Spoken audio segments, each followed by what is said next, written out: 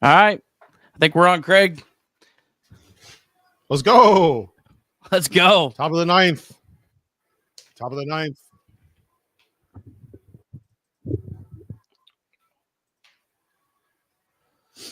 Top of the ninth, Alexis Diaz in to try to close it down. Reds lead 8-4 in the ninth. It's been a fun one yet again tonight. Lots of talk about as Alexis Diaz starts us off with his classic leadoff walk.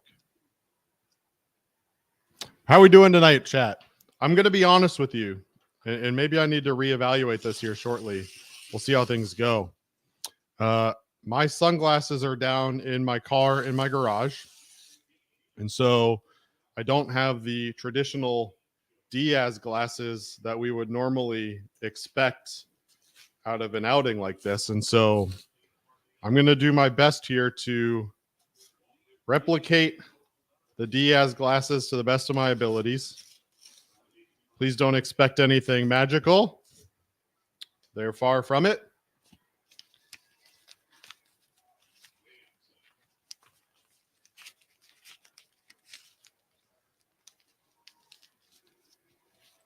But there we go. All right. We got to tweet out. We got to tweet out, Craig. We got to tweet out. Nick's got his microphone selected right. I don't want to jinx it, chat, but I spent like an hour today working on the camera. I think I've got it figured out. So we're going to see. All right. We're live on Instagram too. We're live on Instagram. We got it all. We got it all going. My big head, the paper can't actually wrap it all the way around. So we're gonna roll with it. If this works, I might have to keep these for the future, but we'll see. All right. I got to get locked in. That's rude, Brad. A C for effort is absolutely rude. I'm gonna be honest with you, Nick. I know we talk about it tonight. I don't know. Just keeping up with everything was a chore. Just a lot of action in this game. Trying to work around dinner for the family, everything else. So it was one of those games where it was like flying by, and then the bottom of the seventh took like an hour and a half and kind of lulled you to sleep. There we go. There we go. There we go. Let's get a double play. Let's get a double play and get out of here. Are Nick and I synced up without even trying? Well, let's not jinx it. There's no way. I don't know, man. Yeah, there's just too many good vibes going on right now. We need to chill. We need to chill the F out right now. Let's go, Diaz. Come on. All right, let me get a little score bug up in here. Not score bug, a little bottom bar action. How you doing today, Nick? You doing all right? I'm doing good. I'm doing good. Had T-ball tonight. My son is making, this kid from year 1 to year 2, it has been an incredible gift. I went from chasing this kid around for the 3 innings. That's how long they play, literally the entire time. So he's now a model citizen. There we go. Him out. Sit down, Pete. Let's go. Come on, Reds. Come on, Alexis.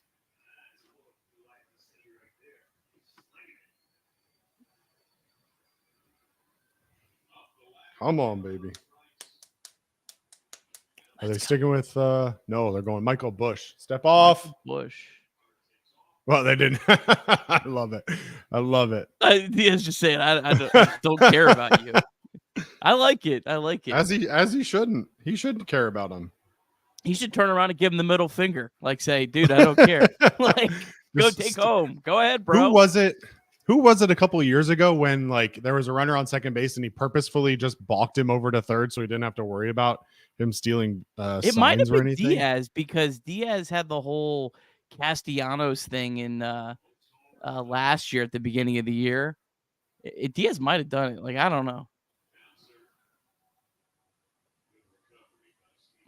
I'm trying to remember. Not that it matters. It's just funny. I honestly, I know, like, you know, the whole like ERA thing and whatnot, but Stevenson's almost better off just let him score and then get him off of third base. Diaz doesn't have to see him, you know? Yeah. Yep.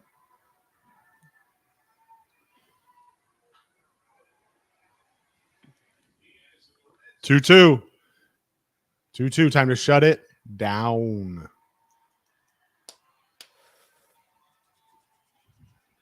Come on, baby. Let's go, Alexis. Got him. Let's go. 5 straight, Nick. 5 straight. Wow. Call a friend. The Diaz tell glasses a friend. stay. Let's go. Long intro, please, baby. Nick. Long intro, baby. I might double it. Like the stream, folks. Like the stream. Call up a friend. Call up a buddy. Chatterbox Reds is the place to be. The Reds have won 5 in a row. The Reds are back. Let's do a show. We'll see. And a bench to bench. Change hit in the air to deep right field. That goes to Lindsay. And the save. She's done. Get out of here, baseball. It's gone. Oh, my God. Can you believe it? Johnny Bench has tied it up. The Cincinnati Reds win the World Series in 4 straight. It was a sweep. In the dirt. It's a wild pitch. Here comes Walker. The Reds win the pennant. Hawkins won the game. That ball is fair. Cincinnati's ahead. 2 games to none. Welcome, Joe Randa to Cincinnati. Adam Dunn has done it again. Benzinger backing and calling. And the 1990 World Championship belongs to the Cincinnati Reds. Marty, yes. This is Adam from Milwaukee. Hey, Adam, how you doing? I'm good. How are you? Good. Do you think Scott Chatterbox is a good player? Dunn up there with the bases loaded, the outfield deep and around toward right, and the 1-0 on the way to the plate. Swung on, long drive, right field, and this one belongs to the Reds. And a high drive. Hit back into deep right field. Junior has just knocked the door down to the 500 club. Benson's first home run is a walk-off winner. That ball had a family. And De La Cruz is, oh my goodness, look at this kid run. My, oh my, that is a triple. Matt McClain's first big league bomb. Spencer Steer's first big league hit is a home run to straightaway center field. Joey Votto's done it again.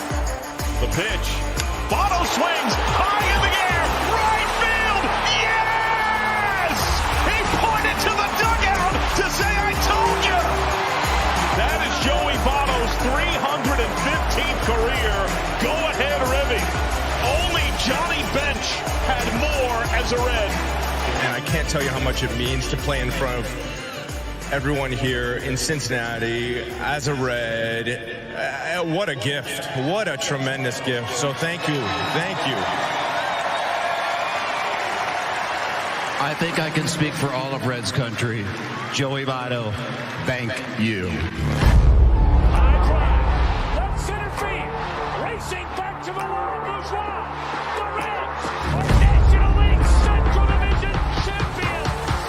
In the air, left center field. Did he? He did. He did. Reds win. Win. Line to the right field. Genius, the first Red ever. With 4 home runs in a game. Can you believe it? In the air, down the right field line. Doesn't have a chance. The Reds have won on a 3-run home run on opening day by Ramon Hernandez. A strike away and out away is Homer Bailey. Ground ball to third. Frazier gloves. Throw to first, and Homer Bailey, for the second time in his major league career, has tossed a no-hitter.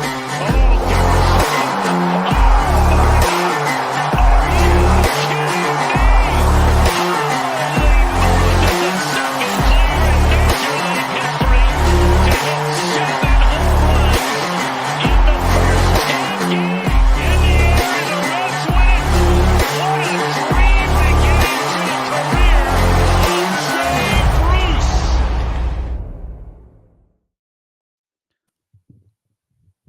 Hey, friends. What is man. going on? Welcome to Chatterbox Reds. Reds just won 5 in a row. I feel very ill prepared, but you know what? Who cares? Let's just have a fun show because the Reds have won 5 in a row. The Cubs suck. The Cubs have been the worst team in baseball since like the middle of May. How great is it just to see the Reds just a dominant performance over the Chicago Cubs tonight? Craig, how are we doing? Oh man, could we be any better? Could we be any better, Nick? I'm not really sure who's got it better than us, as Drew Garrison would like us to say, I'm sure, in this moment. Reds now 10-3 in their last 13, winners of 5 straight, baby. They feel like they've got their mojo back, Nick. I don't know if you felt it tonight in the bit that you got to watch.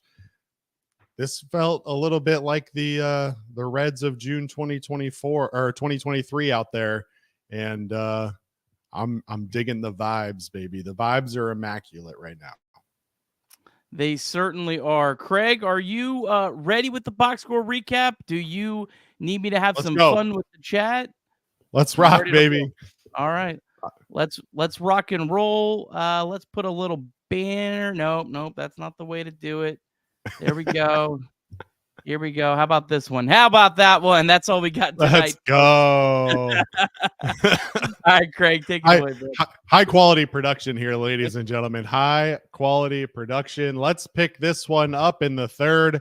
Miguel Amaya singled to start the third inning, and then following a long flyout by Mike Tauchman, Seiya Suzuki would once again punish Reds pitching. This time it was a hanging slider that Suzuki launched into the bleachers in left field to give the Cubs an early 2-0 lead. But Will Benson singled on a broken bat line drive to center field to lead off the bottom half of the inning. Then following a TJ Friedel walk, Javier Assad throws a first pitch cutter down and in to Elly de la Cruz, and Elly would absolutely rock the pitch to right field, flip his bat, and make the stroll around the bases, destroying a beer cup in the process, mimicking a champagne bottle, popping and celebrating Elly's 1-year anniversary of his call-up. The ball left Elly's bat at 114.7, and the Reds would lead 3-2. In the fourth inning, both pitchers would allow a runner to reach, but each would strike out the side, and the score would stay the same until the sixth. The Cubs come out swinging in the sixth as Hunter Green pitches into the sixth inning for his 9th straight outing. Cody Bellinger rips the first pitch he sees to right field for a double, and then Christopher Morel smashes his 12th home run of the season to dead center on a middle four-seam fastball, making it 4-3 Cubs. But in the bottom of the sixth, Jake Fraley gets a single to start the Reds rally. Tyler Stevenson gets hit on the wrist by Assad, and then Jacob Hurtubise would pick up his second sacrifice bunt of the game, advancing runners to second and third. And then your leader of men, Jonathan India, drives a single to left field, driving in Fraley, tying the game at 4. Assad would get Will Benson looking at a curveball, and then Assad's day would be done. The Cubs would turn to Luke Little, who hadn't given up a hit in 9 straight appearances, but TJ Friedel would greet him with an RBI double to right field, scoring Tyler Stevenson. Assad's final stat line, 5 2/3 innings pitched, a career worst 5 earned runs on 7 hits and 7 strikeouts. More action in the 7th. Hunter Green retired Pete Crow Armstrong and Miguel Amaya before surrendering a walk to Mike Tauchman. David Bell would turn to Fernando Cruz to face the dangerous Seiya Suzuki. After Mike Tauchman stole second and advanced to third on a Cruz wild pitch, Cruz would land a cutter on the lower outside third to strike out Suzuki looking. Green's final stat line on the day, 6 2/3, 5 hits, 4 earned runs, 8 strikeouts, 2 walks, 1 hit batter on 111 pitches. In the bottom of the 7th, a walk to Jamer Candelario started the inning, and Craig Counsell would pull Luke Little to go with Porter Hodge. The Reds would pinch run Blake Dunn at first for Candelario. Hodge would get Steer to pop out and Fraley to ground out, advancing Dunn to second. Home plate umpire Adrian Johnson would gift Tyler Stevenson a walk on what should have been strike 3, and that seemed to shake Porter Hodge, who then walked Hurtubise on 4 straight pitches. He walked Jonathan India to score Blake Dunn. Counsell pulled Hodge, turned to Kyle Hendricks to face Will Benson, who on the first pitch sent a line drive to right field to plate 2 more Reds runs, giving them an 8-4 lead. David Bell turns to Alexis Diaz in the 9th And after a leadoff walk to Nico Horner, Diaz puts the nails in the coffin, strikes out Swanson, strikes out Pete Crow Armstrong, and strikes out Michael Busch to slam the door, giving the Reds their 5th straight win, improving their record to 30-33 overall. What a game.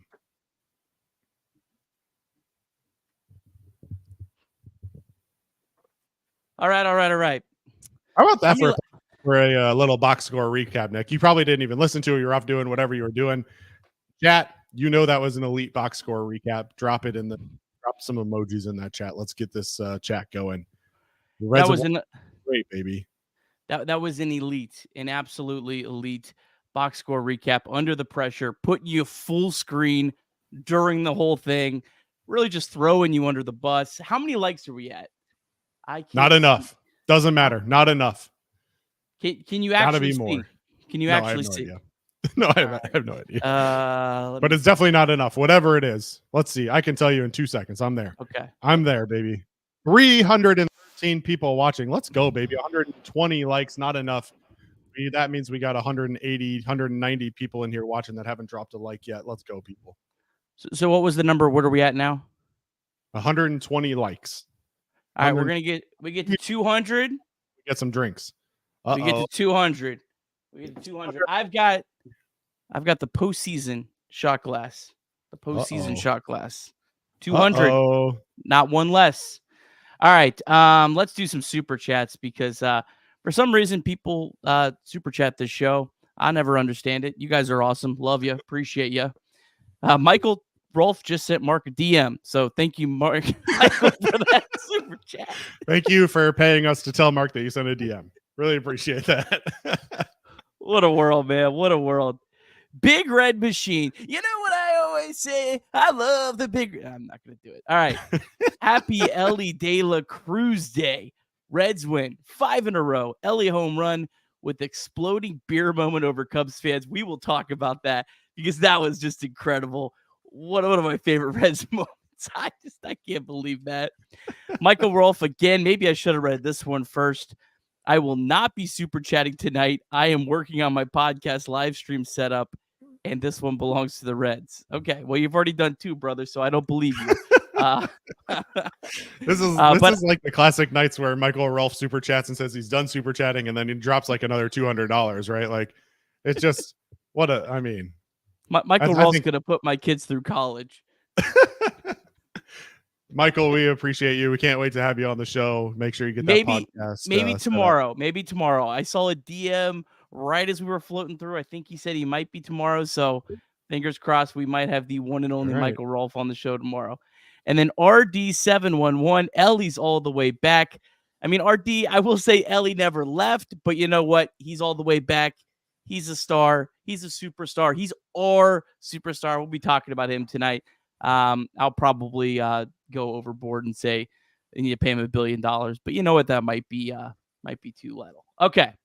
Stick around, folks. I've got a nice little tribute to Elly De La Cruz coming up later in the show. Okay. Let's see. We leave that one off there because we got it on the bottom. All right. Let's do a show. Let's do a show. Now Mark Fetter's super chats to let Rolf know got the DM. That's good. Rolf, do you want to send a super chat back to let Fetters know that you also got his DM? Or should we go on with the show? I mean, if you guys want to like DM back and forth via super chat in the chat, this show can be all about you guys right now. I mean, that's whatever works for you guys. We're on your time here, guys. All right. We're not on your time. We're stopping the super chat reading until we get into the Game Time app. But before we get into talking about the show, we have to talk about the DSC deep drive of the game. And it pretty much goes with the whole show because it was our Lord and Savior, Elly De La Cruz. It is 11th home run of the year to right field, 114.7 off the bat, 375 majestic feet. Our Elly De La Cruz home run, our DSC deep drive of the game. DSC is a leader in renewable commodities for biofuel production. They specialize in used cooking oil collection, aggregation, and sales. Visit www.dsc.com www.deepsouthcommodities.com for more information. Thanks as always to our friends at DSC. All right, I think Elly is probably the most appropriate place to start this show and discussion with. I've said over and over again, you're wasting your breath, you're wasting your seconds, you're wasting this time on this earth if you worry about Elly De La Cruz. Elly is hot again. Elly is going to get cold again at some point, so I keep prefacing that because I just think you got to just ride the waves of a 22-year-old. But I just, again, I don't really know what else to say other than I've been someone that's been very patient with the Reds and with the Reds ownership group. I'm someone who doesn't typically go overboard. I think realistically, where the Reds spend, it's okay. Do I wish they spent more? Sure. But I don't feel like I'm going to waste my time and my breath worrying about that every day. Having said that, pay Elly De La Cruz $1 billion. Write him a blank check. Elly De La Cruz needs to stay a Cincinnati Red. He is the heart, the soul, everything about the city. I don't follow the Bengals like you do, Craig, but Elly De La Cruz is our Joe Burrow. And I know that that could be such hyperbole, but he is. This is the guy. This is our guy. Please keep this guy. Please. I beg of you. Keep this guy, sign him, do whatever it takes, because this is our dude. This is Elly De La Cruz. Nick, full screen me. Full screen me, baby. Let's go. Listen. Am I full screen? I went away from the screen. Here we go. Here we go. Ladies and gentlemen, on June 6, 2023, the Cincinnati Reds selected the contract of Elly De La Cruz, making him a major leaguer and immediately electrifying the city of Cincinnati. On his opening night, he got a walk and a run scored in his first plate appearance. He'd follow it up with a double that burst off his bat at 112 miles per hour, and he collected a hit in each of his first 6 games and propelled the Reds to a historic 12-game winning streak. In his first 15 games, including that winning streak, he hit .361 with a .418 on-base percentage and .656 slugging percentage, collecting 10 extra base hits, 10 RBIs, and 7 stolen bases. Since then, he's continued to steal the hearts of Cincinnati fans with his electric bat, unbelievable speed, smooth defensive range, and cannon of an arm. In his first full year of Major League Baseball, he accumulated 67 stolen bases, 57 extra base hits, and is the only player in Major League Baseball since 1900 to match those numbers in their first full year in the league. He, like many, has had his ups and downs. We're not going to debate that. But in Colorado, earlier this week, he slashed .385, .429, .692. He added his second home run of the month earlier tonight. Wouldn't it be nice, Nick, to have June 2023 Elly here in June of 2024 to help lift this Red squad, challenge for a wild card spot, maybe even challenge for the division? Look, on behalf of Reds fans everywhere, happy 1-year anniversary to Elly De La Cruz. We are grateful that you are our shortstop. Pay the man whatever it takes. It doesn't matter. We've talked about this before. Realistically, he's going to be making $30+ million a year. It's just what it's going to be. I think that's what it's going to take. But look, the electricity, and you felt it in the stadium after the home run that he hit. Like, the electricity that provides this fan base is unmatched, and is something that this city, in terms of baseball, hasn't really felt in a long time from a player. So whatever we can do to get Elly on this roster for years to come, I'm on board with.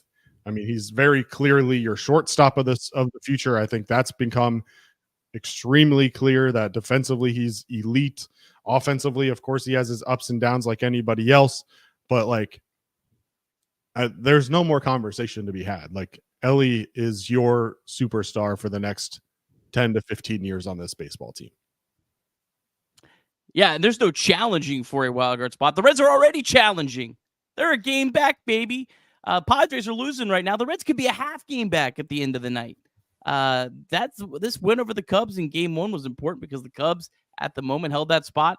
I remember a week ago or so, Craig, I think I tweeted the Reds are 3.5 out of a wild card spot, and My mentions were full of, well, there's like 7 teams in front of them.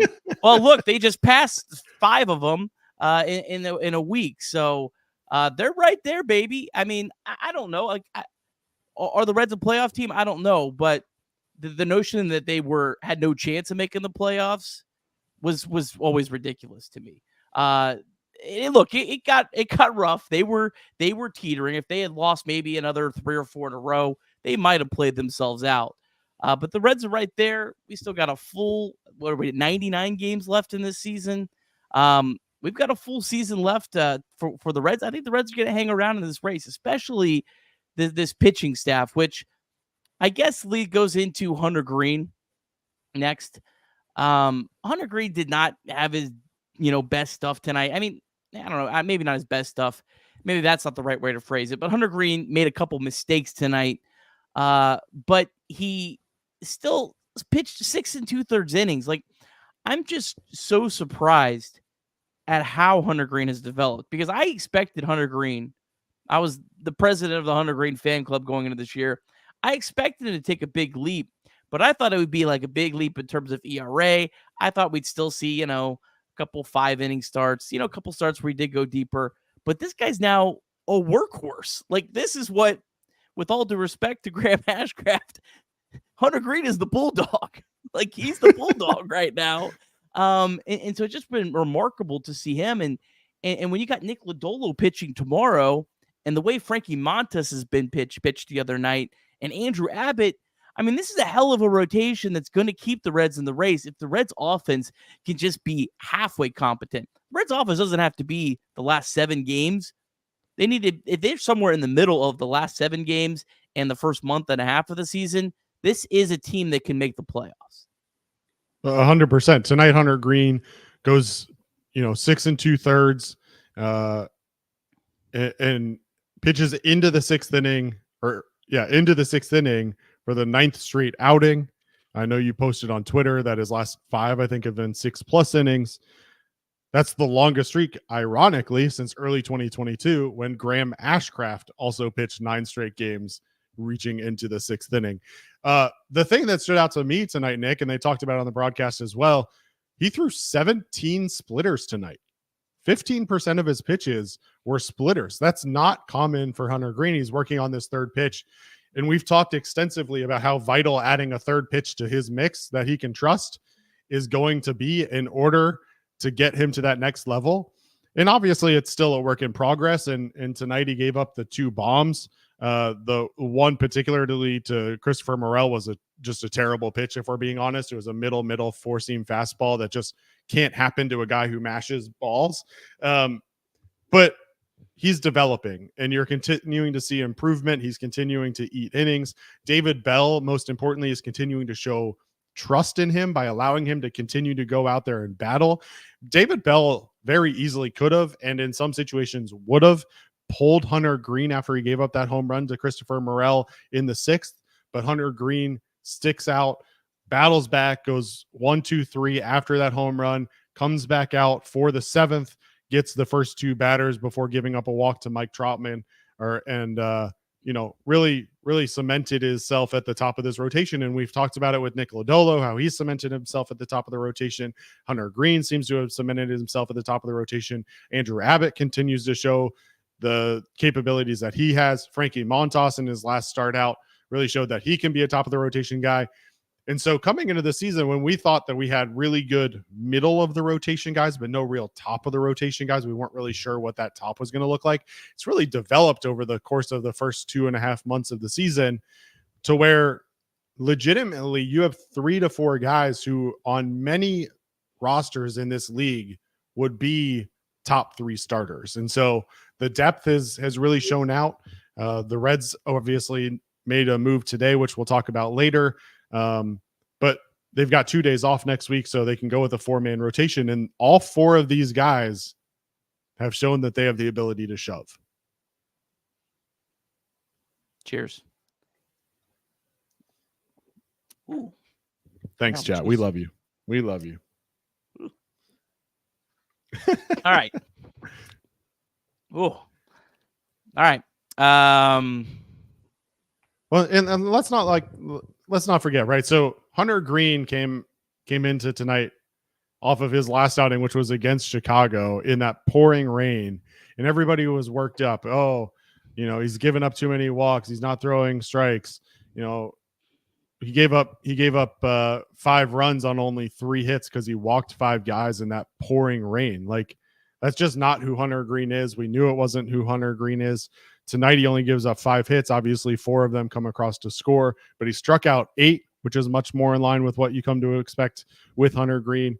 He did walk 2 batters, but and hit another. But it ultimately, as he continues to throw that third pitch in there and figure out exactly what he's going to look like long term, I'm perfectly happy with the way that Hunter Green has thrown recently, especially tonight. Yeah, look, he's having a great season. I do think he's gonna, probably have a few starts. He's been incredible with his home runs per 9 rate, and it's a little too far, I think, in terms of like sustainability. Like, I think he has made major strides in that, but as the summer heats up, we see at a Great America Ballpark, and you're going to give up a few really cheap home runs. So I think that'll kind of catch up with him a little bit. But right now, I think he's an all-star caliber pitcher. I think he's a top of the rotation pitcher. And just so awesome that you get a start. You get starts out of Hunter Green and then you get Nick Lodolo the next day. I hope they keep them together because, man, that is fun. You feel good when you're like, all right, we got Green and then we got Lodolo. That's a lot of fun.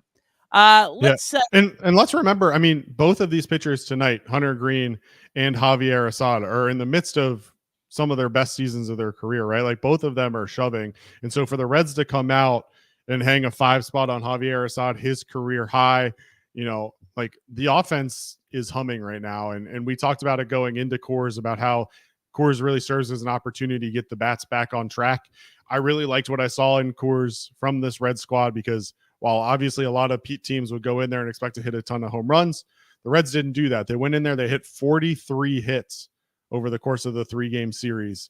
And then they continue it, obviously, tonight with another great showing. They put 9 hits on the board, score 8 runs. I mean, I'm not saying that this is sustainable, but it certainly reminds you of the offense that the Reds had last year that became so potent and so dangerous despite the pitching last year, right? So now you combine the hitting with the pitching, better watch out. Yeah, I mean, the Reds lineup right now, I mean, we've been talking about it, but there's no holes in the Reds lineup right now. 1 through 9, everyone is capable of getting on base, and that leads towards much better results than what we're seeing. Now, you're going to have a few of these guys slump again, but hopefully we don't see what we saw for that couple week stretch where you got swept by the Orioles, you got swept by the Diamondbacks. Hopefully we're starting to see a little bit more consistency. And hey, the Reds are just right around the corner from getting CES back. Noelvi Marte starts a rehab assignment in a couple days. You're going to get him back. So there's going to be more options to hopefully help avoid some of those slumps and keep this team back on track.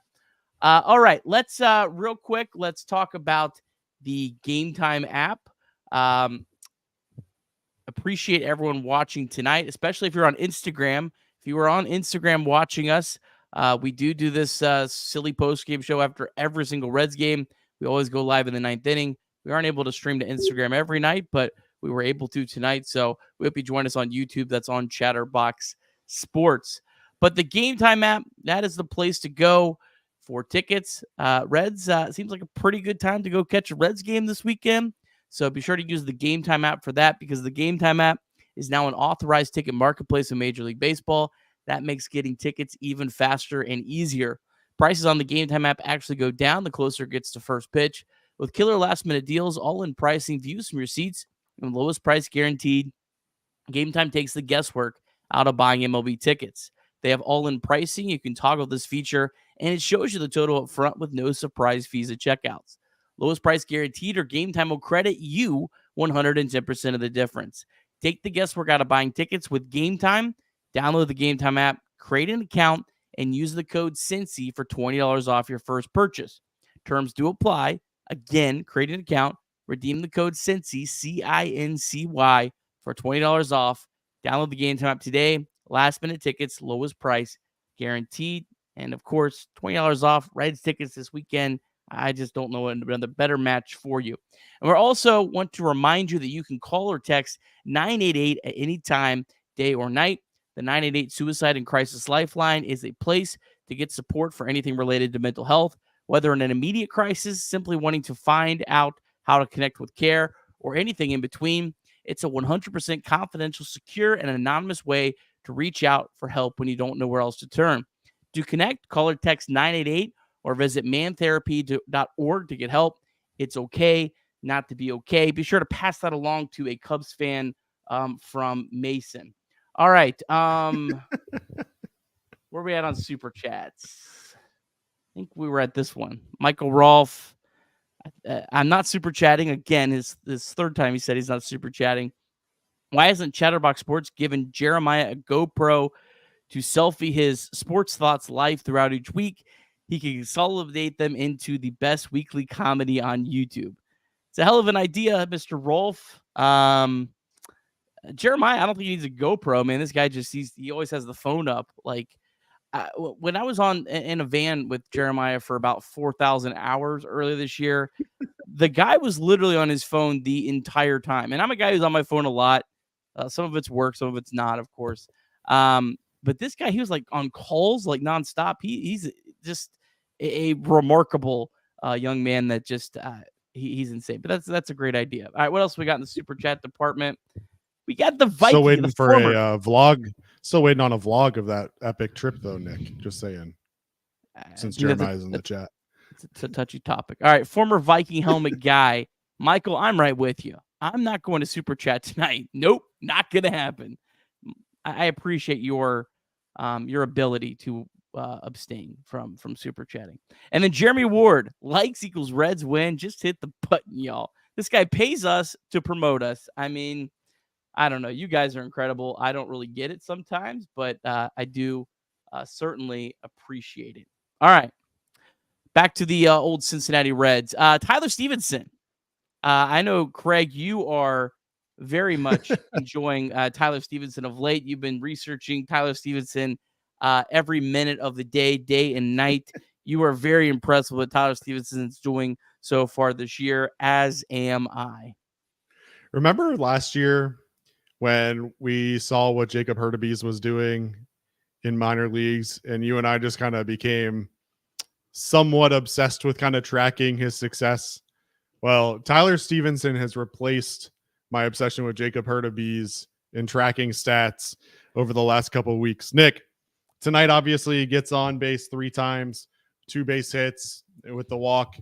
If I were to ask you or tell you, maybe I'll just ask you, since May 25th, so that's 10 games now, 11 if you count tonight. 11 games if you count tonight. Tyler Stevenson has put 33 balls in play. Okay? 33 balls in play. How many of those would you suspect went to the left side of the field? And by left side, pull side, I mean left field, third base, and shortstop. Well, I'm going to go out on a limb and guess it's a pretty small number. It's a small number considering the fact that I've been tracking this and that I've been tracking it. Yeah. So in 33, you're not going to let me guess? Well, all right. I'm a little worried that you're going to go too low. Is it 5? It's 8. 8 times he's gone pull side. So in 33 balls in play, he's hit 25 of them up the middle or to the opposite field. And look, we can have a conversation around the idea. Mr. Juan guessed 12, so I'm glad I wasn't really overthinking this. I think it is pretty impressive that 25 of his last 33 balls in play have gone in the middle or to the right side of the field. We talk about it so often, and every MLB broadcast talks about it. It's universal, right? When a guy is slumping or when a guy is maybe not just hitting to their full capabilities, one of the early indicators of a guy being able to fix his swing is their ability to take the ball back up the middle into the opposite field. Tyler Stevenson over the last 10 games has done exactly that. He's settled in, he's taken what the pitcher is giving him, and he's just putting the ball in play where it needs to go. So from that perspective, I think Tyler Stephenson's done an amazing job over the last several weeks working on his swing. There were people that were a little concerned early on in the season. Oh no, is Tyler Stephenson still the Tyler Stephenson of the last couple of years?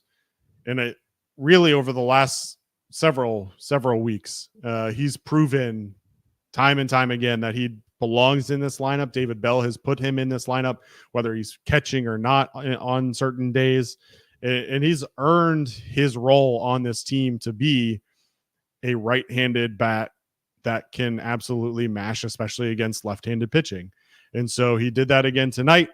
He takes Javier Assad and picks up a base hit up the middle to start. He takes a base hit to right field in the 4th inning. Then he obviously gets hit by the pitch, and then he walks. So he got on base 4 times tonight, Nick, out of your catcher. I mean, we talk a lot about the catcher has kind of been a lost art offensively over the last couple of years. It just seems like offensively catchers have not necessarily been as offensively minded as maybe they were in the past. Tyler Stephenson is giving the Reds everything that they need out of him offensively and defensively, and it's been a lot of fun to see. Yeah, I mean, Tyler Stephenson, weighted runs created plus up to 114. And if you remember early in the year, Tyler Stephenson had the worst luck of anyone on this team. So I think he's even been better than that 114 number. But this was a guy that was at 85 last year. And again, apologize if you're not familiar with some of these stats. I like to use them because they're a little bit, I think simplistic. But weighted runs created plus 100 is average. Takes really everything that goes into hitting and puts it into one stat. So this season, Stephenson has been 14% better than league average. Last year, he was 15% worse than league average. So it's a remarkable turnaround. And 114 out of a catcher that also I think has played good defense. I know he did let a ball get behind him tonight. Maybe not his best defensive game on this particular night, but overall, he's made significant, and I mean significant strides defensively. I can't believe he's like a totally different player. Like I thought, hey, Tyler Stephenson, let's give him a full offseason. He hasn't had a full offseason to really work and prepare and try to get better because he had so many injuries, COVID, everything else that kind of happened over the last couple of years. I just can't believe how much better he's improved his overall game. Like, I think me and Trace were talking several times last year. Well, can Tyler Stephenson just one or the other? Can he improve a little bit defensively, or can he just really improve at the plate? Somehow he did both of them. Yeah, it's been really impressive. And, I don't want to get too deep in the weeds on the pass ball tonight because I think, in my opinion, at least the whole like half squat, half frog leg, whatever that is like a very weird decision, especially with runners on base. It's just like, I don't get it. I'm sure there's a reason behind it, whatever. It's not for me. And so he's down. You're just not mobile in that position. When the ball comes straight at you, obviously easy enough to block you, but when it's off to the side like that, you just don't have the mobility to do it. But we saw videos this offseason of Tyler Stephenson working defensively, trying to improve his ability to block balls, to frame pitches, which I think he's gotten infinitely better at as well. So like literally in every asset, Tyler Stephenson has improved year over year. And, I think, I think a lot of times you'll see guys focus on a certain area of improvement and maybe dip a little bit in other areas. If we're being honest, it wouldn't be surprising to me if I heard that Elly was focused so much on defense after his struggles early in the year that maybe his offense slipped a little bit because he was so focused on defense. I don't have any way to say it, but like, if he's spending a lot of time taking extra ground balls and trying to work on his footwork in the field, maybe he's not taking as many swings in batting practice, or he's not doing certain things in the cage or whatever it may be. Tyler Stephenson must have worked his butt off this offseason because we saw the work that he put in defensively, and we're certainly seeing now the work he's putting in offensively.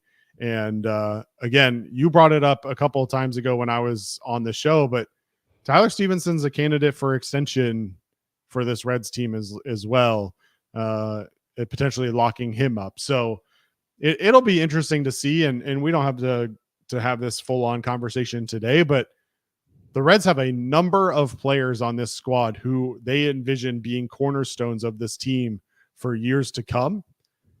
I don't know how they will go about prioritizing this roster beyond Elly De La Cruz being the number one target, obviously, to try to shore up that roster for years to come, right? Like if they can maintain this roster, I think the Reds have the ability to really grow a team homegrown and really build them into something special, almost similar to what the Rays did when they were able to build up their roster internally and then, you know, go on and have great success for a stretch of time there with Joe Madden. And so Nick Kroll, this ownership group is going to have a lot to prove, I think, when it comes to what they're going to do with these contracts. But it's absolutely it's absolutely impressive to see top to bottom the improvement that we're seeing from a number of these guys, and Tyler Stevenson just sticks out to me towards the top of that list. Yeah, I fully support a Tyler Stevenson extension. I'm not in a it's got to happen. There's only one player that you have to extend, and that's Elly De La Cruz. Everyone else, I'm okay with them walking if the deal's not right. But I think there should definitely be some conversations about extending Tyler Stevenson. You know, trying to get him now. The closer he gets to free agency, the more difficult, frankly, it's going to become to try to extend him. But he's having an incredible year. I mean, we can just talk about so many different guys. It's funny how you do these shows. I mean, some days we're like scratching the bottom of the barrel for topics. I got like 17 things on my rundown. I'm like, I'm not going to get to all these. A guy that's just, I know he only had one hit tonight. He did walk as well, but TJ Friedl just being the top of this lineup, he's just such a breath of fresh air. Just his overall game. I don't know what TJ Friedl's future is. I don't know if in 3 years TJ Friedl is still an everyday major league player or not. But I know right now on June 6th, 2024, TJ Friedl is a hell of a baseball player. He's a really good center fielder. He's at least, I think, a fringe all-star caliber center fielder. When you talk overall game, hitting, defense, base running, I love TJ Friedl. I am such a fan of his game, and I think a lot of the Reds struggles, certainly not all of them, but I think TJ Friedl, I think the pub was, well, they're missing Matt McClain, and Matt McClain's a great player. They're missing Novi Marte. Novi Marte's a great player, but they were missing TJ Friedl, and he's a great player as well. He is a great player, and doesn't this lineup just feel so much more complete with him in the leadoff spot? Like, it felt like the Reds were trying to figure it out at the leadoff spot. They put India there a couple times, obviously Hurtabees because of the ability to work counts and have good at bats. But this roster, like TJ Friedl is your clear leadoff guy. And there's no question about that. It doesn't matter who's on the mound for the opposing team. It doesn't matter who's streaking. It doesn't matter what's going on with the team overall. Like TJ Friedl is your leadoff guy for as long as you have him. It just the way it is. He gets on base twice again tonight. He walks in the third. He gets that double to right field and an RBI in the sixth. I mean, it just, we've talked about it with a couple of guys, but you know, and I'll shout out one in particular in a second, but like, it just feels like TJ Friedl gets hits when it matters. And we've talked about that in the past as well. Like his clutch factor just feels like it is a next level up, right? Like he may not get on base every time. He's not going to hit 350 or anything crazy, but like when TJ Friedl is up, I just feel more confident with him at the plate than I do with a lot of other players, despite the fact that everybody is hitting right now. And we talk about clutch factor. I'm going to give a shout out to Honest Fan in the chat. He's always in here pubbing Will Benson, and Will Benson tonight goes out, picks up a clutch 2 RBI single in the 7th inning, extends the Reds lead. So shout out to Honest Fan. As always, appreciate you being here, supporting the stream, shouting out your guy, Will Benson. I'm sure he will drop some stats in the chat here soon about Will Benson's current run over his last 9 games. But Will Benson is in a position right now where, again, this roster was built to allow David Bell to run the big red platoon. And we kind of use that term in jest, but it really is the way this team is built. And so Will Benson has an opportunity tonight to face a right-handed a right-handed pitcher, and he takes advantage of it. And it just feels like, when given the opportunities, Will Benson has certainly had his struggles. I'm not going to sit here and act like he hasn't. Who hasn't? Everybody on this team at one point or another has struggled this season. But Will Benson again tonight picks up a hard hit, base hit. It feels like he at times also has that kind of clutch gene. And I maybe there's a website out there that tries to measure that. Maybe there's not. But Will Benson in his last 4 games now he had 2 hits tonight, puts him at 6 hits in the last 4 games. He continues to improve his batting average, which now on the season is improved up to 214. And so he's battling, he's working. It had dipped down to 188 at its lowest. So like he's working his way back since that 188 batting average back on May 23rd. So starting on May 25th in the last 11 games, Will Benson is hitting 348 with an OPS of 1231, Nick. So, I mean, shout out to Honest Fan. He's been touting Will Benson for weeks, staying on the Will Benson fan train. And he's certainly earned it. And this roster now is built to allow Will Benson to succeed. It's built to allow guys like Jacob Hurtubise and Blake Dunn hopefully to succeed. Stuart Fairchild as well. So, the roster, although not fully healthy, feels at least now in a position where David Bell can manage this team the way that David Bell wants to manage this team. Yeah, I think with Will Benson, I think if the Reds were honest with you, I think they would say they regretted trying to play Will Benson every day early in the year after injuries, because I've said it a million times, but I think that contributed to his struggles overall. He's just a guy that can't hit lefties, and there's nothing whatsoever wrong with that. There's nothing wrong with that. Most left-handed batters can't hit lefties. There's far too many managers across baseball that play left-handed batters against left-handed pitching. But yeah, Will Benson, man, this guy might be the best 9-hole hitter in the history of Major League Baseball. And at this point, he's not a 9-hole hitter, but I'm not messing with it. Are you? Not a chance. Not a chance. Wild. It's wild because if you're looking up and down the lineup against a right-handed pitcher, Elly's probably ahead of him. Friedel maybe ahead of him. Well, look, respectfully, Fraley I don't even think Fraley's ahead of him with his power. He's probably like the 3rd best hitter against right-handed pitching. But yeah. I think you just have to keep batting him 9th because it's working, and I don't know if it's taking pressure off him. I don't know what it is. But it's crazy how drastic it's been every time David Bell's tried to move him up in the lineup. Well, and to your point, right? So you talk about David Bell was kind of either forced or wanted to give Will Benson an opportunity against left-handed pitching early on in the season. So Will Benson this season against right-handed pitching, he's hitting 241 with an OPS of 812. His OPS plus is like 120 versus left-handers. He's hitting 095 with an OPS of 479. Now, in terms of where he's batting in the order, when he's batting 9th, not great, but it's not great anywhere. Currently, at least from a splits position, 8th is actually his kind of sweet spot. In 10 games batting 8th, he's batting 292 with an OPS of 1081.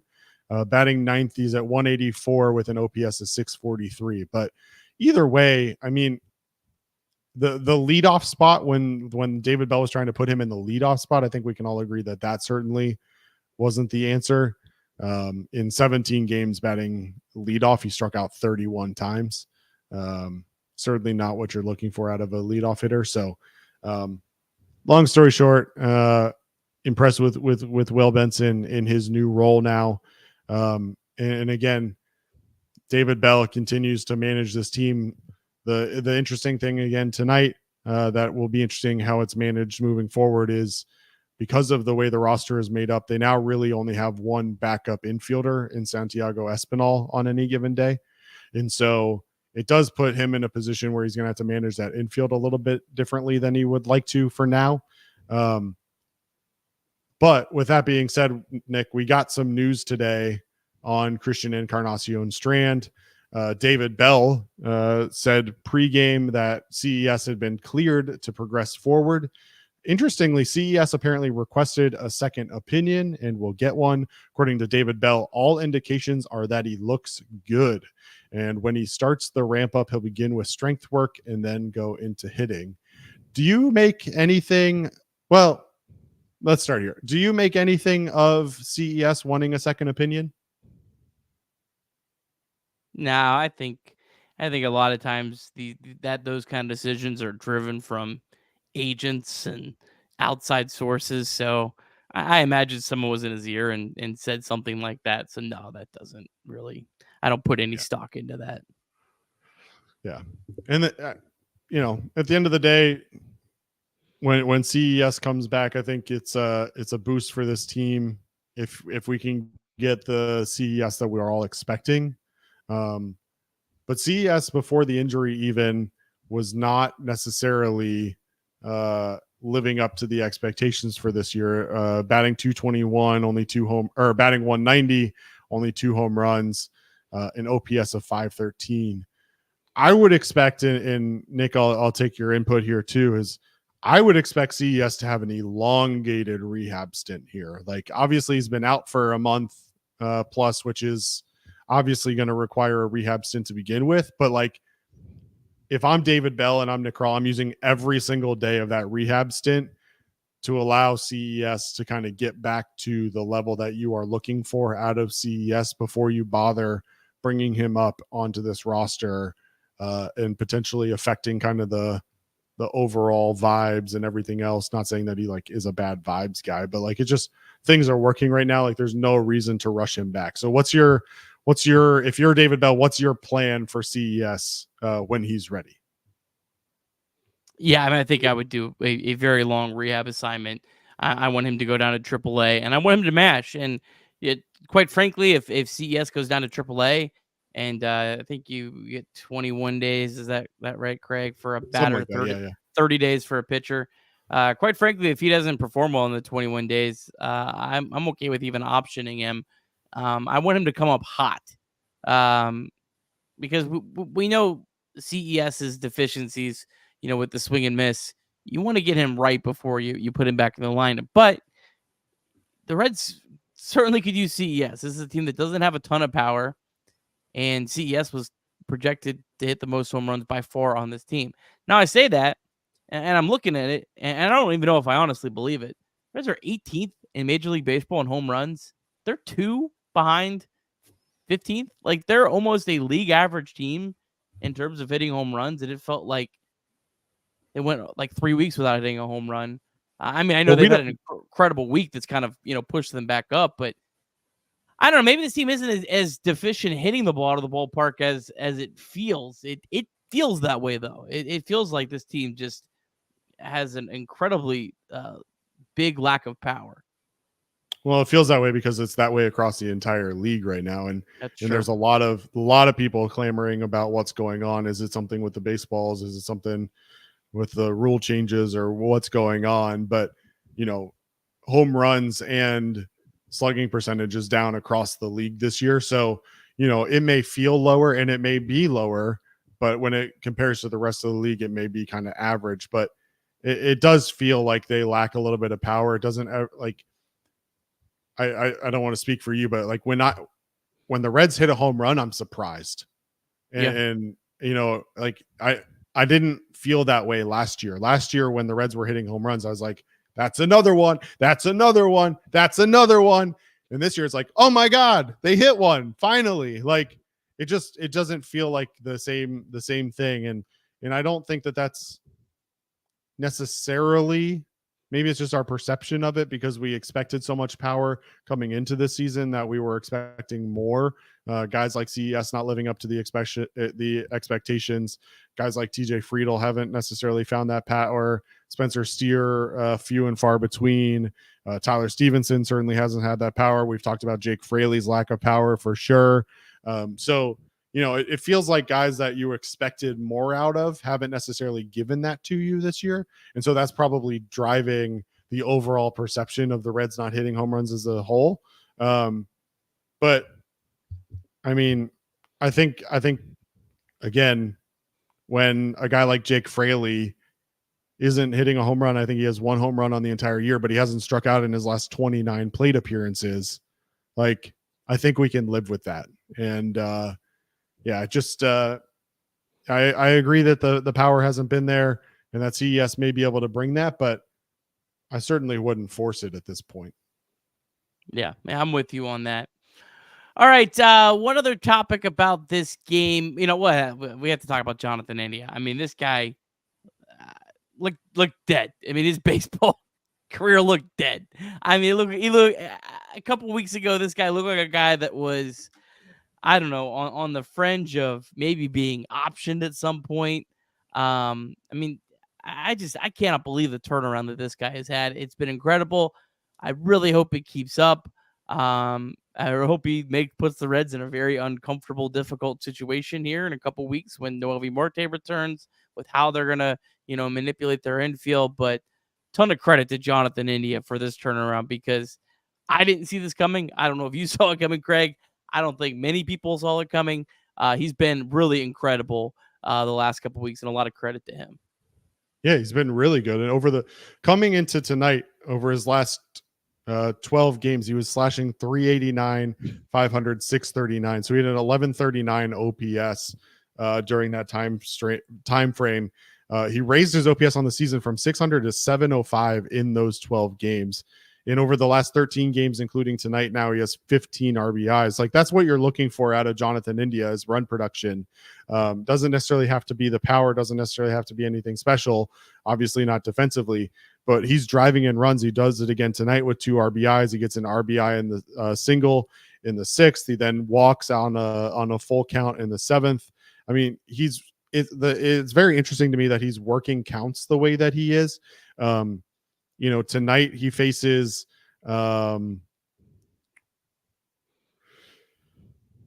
18 pitches and 4 at bats. I mean, like, it just I was thinking about this the other day. Like, Jonathan India in the leadoff spot didn't really work, but he almost gives you like a second leadoff hitter towards the bottom of your lineup to kind of make sure that you're rolling your lineup over the way that he is approaching the plate right now. It almost reminds me of like back in the day when managers would bat their pitchers 8th and then put a guy on in the 9 hole that they trusted to get on base. Like, Jonathan India just has kind of thrived in that role over the last 2 weeks. I'm not sure if there's really anything to it in particular, but it just feels like he's certainly a lot more comfortable batting 8th than he was batting leadoff like he was earlier this year, despite the fact that his approach feels very similar in those 2 roles.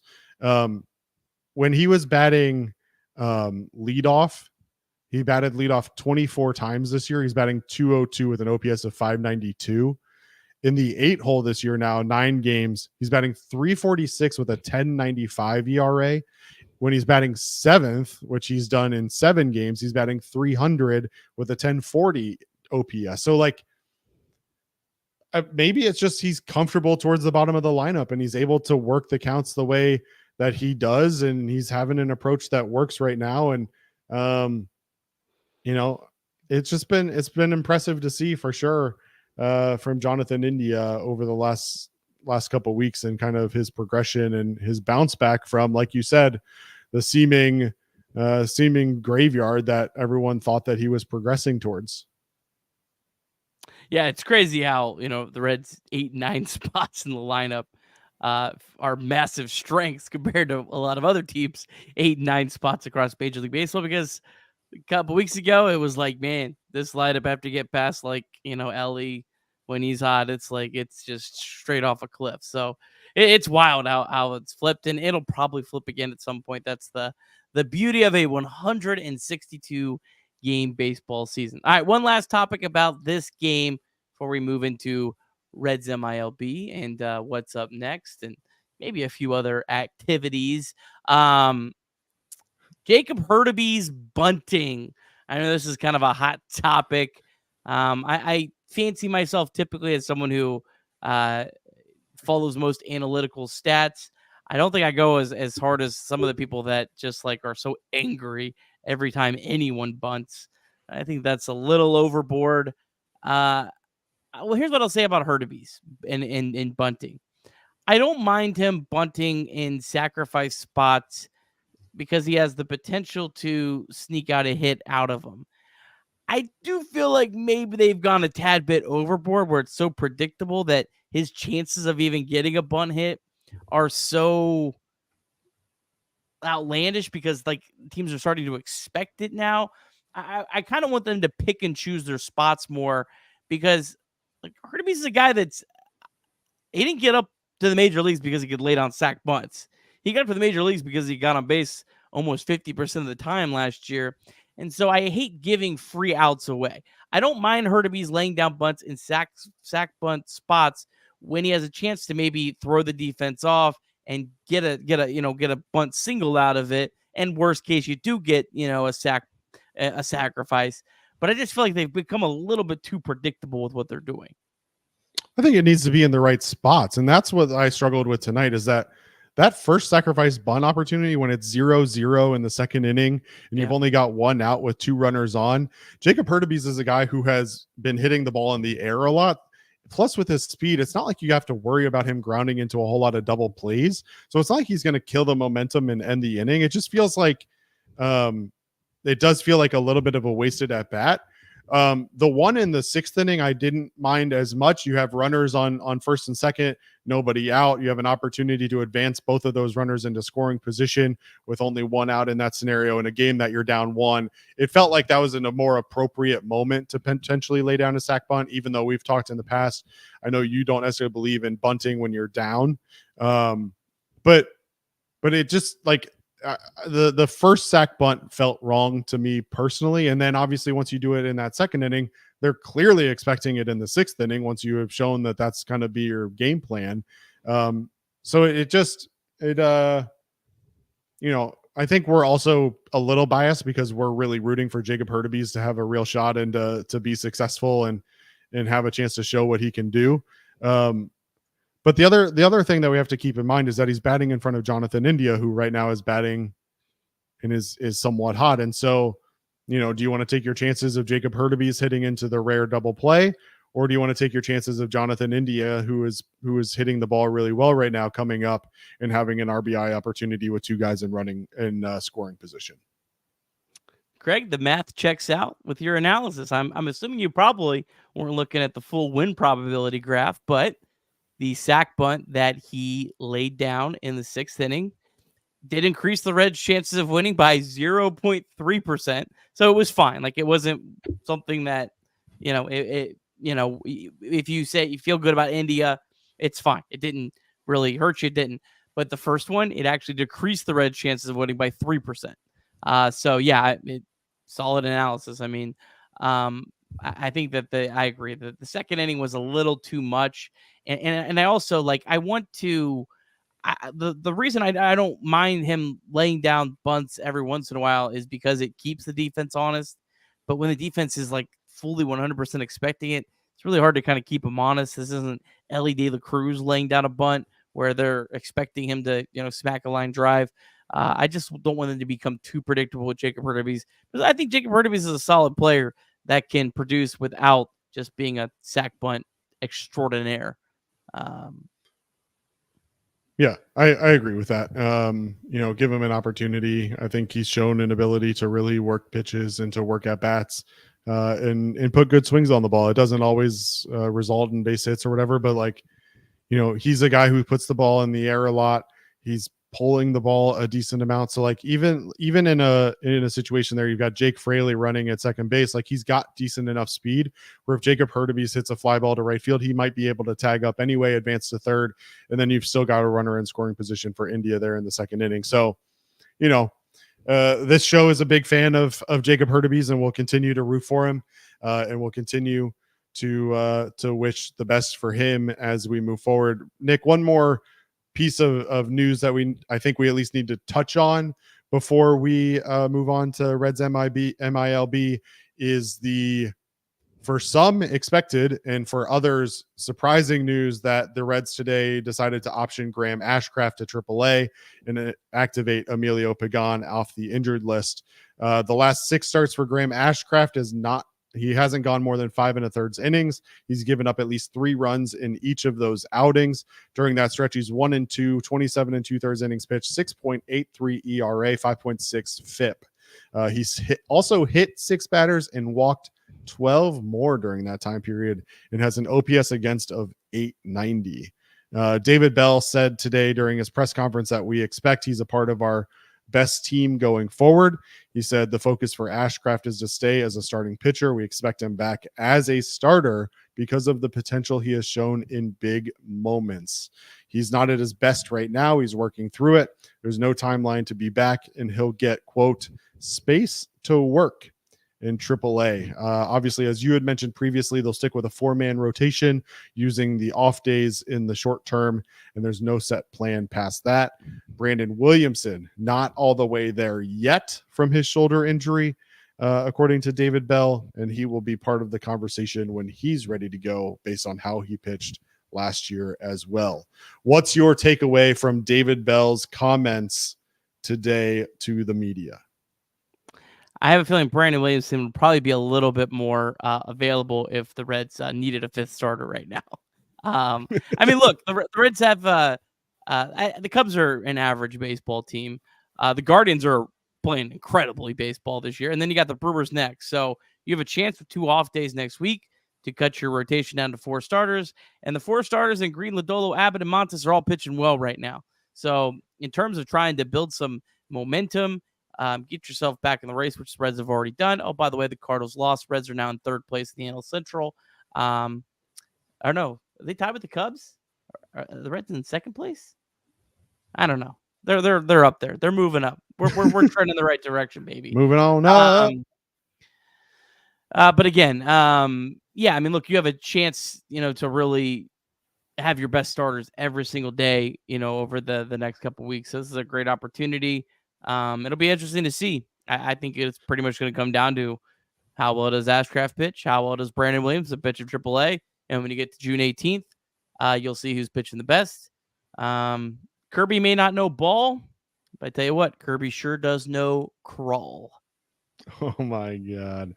And to answer your question, the Cincinnati Reds currently sit in 3rd place in the NL Central, only 1 game behind the Chicago Cubs. They do have a .001 win percent edge over the St. Louis Cardinals, having played 2 more games than the Cardinals. Reds currently sit 30-33. St. Louis Cardinals 29-32, according to MLB standings. Let me pull this up here. Give me 1 second here. Let me pull up the wild card. I just want to show the folks at home something. Share this tab instead. Boop boop boop boop. Something that just kind of stands out when you look at the standings here. Look at the Reds run differential and look at all the other teams. I mean, the Cubs are -14, Giants are -28, Cardinals -46, Diamondbacks -1, Pirates -24, Reds are +15. So, I mean, I think the Reds are, compare pretty well to those other teams right now, and it's really the pitching that's been the reason. I mean, you look at those other teams, Reds have allowed 264 runs. I mean, the Giants have allowed 301, Cardinals are 282, Diamondbacks are 290, Cubs are 289. I mean, the Reds pitching is been so much better than those other teams. And so, look, it's a long season. This team's right back in the race. And, hey, if anything else, we're in for at least a fun summer for a little while here. Well, and not to get ahead of ourselves here, Nick, but pitching is what wins in the playoffs.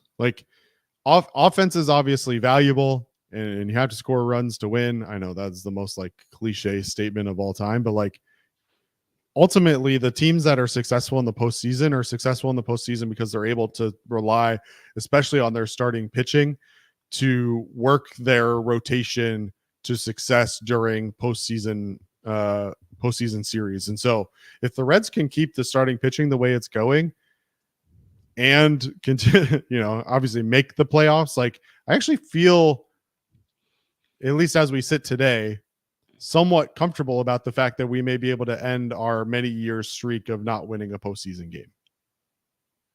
Let's just get there, baby. Just get there. Reds need more chances in the postseason. That's what it all comes down to. You get to the postseason, it's a crapshoot. You're going to play a 3-game series, most likely. I mean, this year you're going to play a 3-game series because the Reds certainly aren't catching the Dodgers and Phillies. So even if they won the NL Central, they're going to be in a 3-game series. It's a crapshoot. Get to that crapshoot, and let's see what happens. Let's get to that crapshoot 3 or 4 times. Let's not put all our eggs in a basket to get into one crapshoot. Let's get into a whole bunch of crapshoots. I want all the crapshoots, baby. All right, let's talk Red. You know what? Let's do some super chats, then we'll talk Reds and MILB. We got a couple more across the wire. Drew Garrison, appreciate you, Drew Garrison. The Reds may never lose again. Extend India for life. Not sure I agree with the extend India talk just yet, but it's awesome to see him playing well, and appreciate you, Drew. And then Sean Krutka. I think I said that right, Craig. Krutka? Close enough. Krutka, All right. Krutka. He actually has a good question as we transition into Reds minor league action. A random question: do you see Zach Maxwell in the bullpen at some point this year? Yes, it's going to be opportunity based. I mean, right now Alex Young is at AAA. Right now Graham Ashcraft is at AAA. Right now Brandon Williamson is at AAA. So the Reds have 3 major league caliber pitchers at AAA. There's probably someone else I'm missing too. They have a lot of talent. So Zach Maxwell looks incredible. Right now, he's walking too many guys. He's walked, I think, 7 and 4 1/3 at AAA. I watched his outing last night. He came in the bottom of the 11th. It was one of the extra innings. It was a ghost runner on base. He threw a wild pitch to the first batter. He ended up scoring on an error.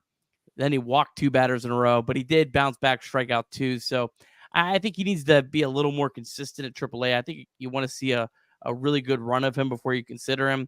But I still don't think I'm bumping Justin Wilson. I mean, is Justin Wilson the Reds' worst reliever? Buck Farmer, is he the Reds' worst? I don't think right now I'm bumping either one of those guys for Zach Maxwell just yet.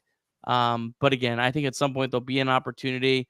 And I think Zach Maxwell's a guy that once he gets up here, he has a chance of sticking and maybe being the next Fernando Cruz type pitcher, because he definitely for sure has the talent. All right, let's jump into some Reds MILB. I have a lot better version on the podcast because things were going final as the show was starting. We'll start off with AAA. Louisville, they had a game suspended in the 12th last night. Suspended like 11 o'clock at night. They won the suspended game. Levi Jordan had a 2 RBI single in the top of the 12th. And then Yasver Zuleta just allowed the ghost runner to score in the bottom of the 12th. Yasver Zuleta is another nice pitcher that I liked at AAA. It's just crazy how the Reds went from having literally no pitching to knock on wood quite a bit of good stuff right now. Game 2, Louisville lost 10-3. Lyon Richardson had a tough start. Disappointing season for him, I'd say. 5 2/3, gave up 3 runs, walked 5 batters. If you want the rest of the box score, you will have to listen to the podcast tomorrow. Chattanooga, they lost again, 10-6, 15-39 on the year. Tough sledding for the Lookouts. Dayton, they won 4-0 over Lansing. Dragons, they've won 2 straight. They get back to 500 at 27-27. A couple really good performances in this one. Ethan O'Donnell, 2 for 4, stole a bag, his 7th of the year. He's a nice little prospect drafted last year. I like what I've seen out of Ethan O'Donnell. I'm not sure if he's a big league starter, but he's a nice player. And then Victor Acosta, he's had a tough year, but he hit his 2nd home run of the year. Cam Collier was on base twice. South Stewart 0 for 3 did drive in 2 runs. And then Daytona, they won 6-4 over St. Lucie. Sammy Stafford had a big day, 3 for 5. Also stole a bag, his first since getting promoted. Stafford, he had 4 hard hit balls in this game. This was actually one of the rare games that StatCast is available down in the Florida State League. Stafford now has a .351 on base percentage, since he got promoted. Ricardo Cabrera, 2 for 4, hit his 6th home run of the season. His home run, 405 feet, exit velocity of 103.8. And Cabrera's got 6 home runs on the season. That's actually 6th most in the Florida State League. Really hard to hit home runs in that league. But a guy that has no problem hitting home runs in that league is Ariel Almonte. He hit his 12th home run of the year, 377 feet, 109.8. Almonte's 12 home runs are 3 more than any other player in that league. Dominican Summer League, the DSL Rojas lost 7-6 to the Orioles. Adolfo Sanchez was on base twice, also stole a bag, so good day for the Reds prize international signing this year. Nabiel Mariano, 0 for 4. And then we have the ACL Reds. They're in action right now. They trail 7-1 to the Royals. Only one player I'm tracking is Shang-In Lin. He's not in the lineup, so I don't care what happens the rest of the day in that one. No offense to the lovely guys at the ACL. I'll dig in a little more into that box score later, see if there's anyone else worth mentioning on the podcast. All right, you got any ACL Reds? Well, I mean, they promoted Stafura, and then they leave Shang-In Lin out of the lineup. So, last year we didn't cover the ACL Reds because the Reds didn't have any top prospects there. As long as Shang-In Lin's there, I'll keep covering him every day. You promote Shang, well, sorry, you're going to become obscure. Any big earth-shattering Reds MILB thoughts, Craig, before you get into tomorrow's starters? No. All right. Tomorrow, 7:10. How about that? Wouldn't it be nice just to go ahead and guarantee a series split? Friday night, Great American Ballpark. Again, if you're in Cincinnati, get down to the ballpark. This is a great pitching matchup. Nick Lodolo against Justin Steele. Let me find my notes here. I got so many freaking tabs open. Justin Steele, he had been really struggling, but last 2 timeouts has been great. One of those was against the Reds. He's got a 0.75 ERA over his last 2 starts. However, he's got a career ERA of 12 at Great American Ballpark in 4 games. Last time he pitched at Great American Ballpark was in 2022, and poor Justin Steele did not make it past the 2nd inning. He gave up 7 earned runs. Spencer Steer is 5 for 9, 3 extra base hits. Tyler Stevenson's 8 for 13, homer, 6 ribbies. And Elly De La Cruz, he's 0 for 6 with 4 strikeouts, but could tomorrow be the day that he breaks through against Justin Steele? And then Nick Lodolo, obviously he's been pitching incredible of late. 2 starts is coming off the IL. 11 1/3. He's got a 2.38 ERA. Last start against the Cubs, 2 runs over 6 innings, only struck out 3, but he also only walked 1 batter. Lodolo's commands have been what has really stood out to me of late. Active Cubs against Lodolo, they're 12 for 46. Bellinger's 2 for 3, Haps 2 for 7 with a double. Morel is 1 for 5, and Seiya Suzuki is 2 for 5 with a double. Any thoughts on this matchup tomorrow, Craig? Yeah, like you said, it'll be a good one. Justin Steele relies on 5 pitches. We've talked in the past about how certain times Reds seem to struggle with the crafty lefties per se. His fastball only really in the range of 92 miles an hour. So obviously last time out, really strong outing out of Justin Steele. We'll see if the Reds can bounce back, make adjustments in order to attack him tomorrow. Nick Lodolo, on the other hand, you really mentioned the thing that stood out to me that I think ultimately I want to see out of Nick Lodolo over the next couple of starts, and that's his strikeout numbers, right? Before he got injured and went on the injured list, he was striking out 11 per 9, over 11 batters per 9 innings. Since he comes back, 6 strikeouts over 11 innings. Certainly not up to the level that we've come to expect from Nick Lodolo. Certainly not to the level that Nick Lodolo has shown in the past in terms of his strikeout numbers.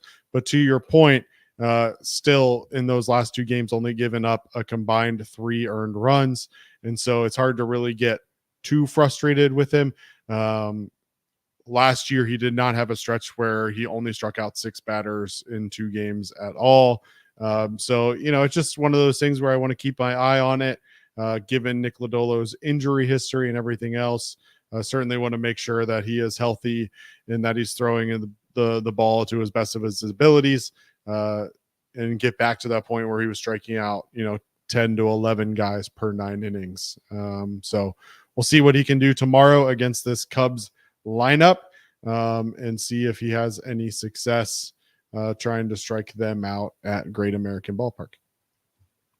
Yeah, Reds last 6 games have scored 4 runs at least in every game, 9 hits in every game. So tomorrow, Justin Steele, obviously he was one of the guys that pitched in the middle of that. Probably not very fair since 4 of the runs he gave up were unearned runs for him to kind of be lumped into that. But tough matchup for the Reds. Steele's probably due for a good start at Great American Ballpark. Hopefully we can push that being due down the road a little bit. That would be cool. Yeah, due for a good start at GABP, but due for a bad start overall. So which one will win out, Nick? It's a good question. We'll find out tomorrow night. Me and you right back here on Chatterbox Reds. And maybe Michael Rolfe. Special golf from Michael Rolfe. Nick, let's go with the Nick Cage spell. Should we do it at the same time? I'm too late. Go ahead. Oh, Cage on Cage crime. God, Cage on Cage crime. Here we go. This is so weird. I hope my kids don't find this in like 10 years and be like, Dad, my dad's a serial killer. I don't want to throw it behind me, but I got those cards. I'll throw it off to the side. Yeah, they'll do that. I got a bunch of junk. All right. I don't have anything else. Did I get to all the supers? Appreciate everyone that super chat. Appreciate everyone that watched. If you are one of the ones that haven't liked the stream on the way out, what the hell are you doing? Like the stream. Come on, we've been begging for an hour and 27 minutes and 4 seconds. So just come on, like the stream. But no, in all seriousness, really appreciate everyone that watches the show every night. I continue every night to be blown away with all of the support that you give us. Be sure to check out Chatterbox Reds everywhere you get podcasts. Again, I do clean it up a little bit. I try to put all the post-game comments into the podcast. Reds MILB, I re-record that every night when it's not final, which is like 90% of the night. So that's that's cleaned up, and you can run through that. So that would be great. I challenge you. I know a lot of people love to support us, so I'm going to give you a challenge. Leave us a 5-star review in the podcast feed. I can't tell you how much that really increases like our numbers and in the algorithm and stuff like that. So if you could do that, leave us a 5-star review. We would appreciate that. All right, Michael Rolfe on the way out. I'm not super chatting tonight. But he did.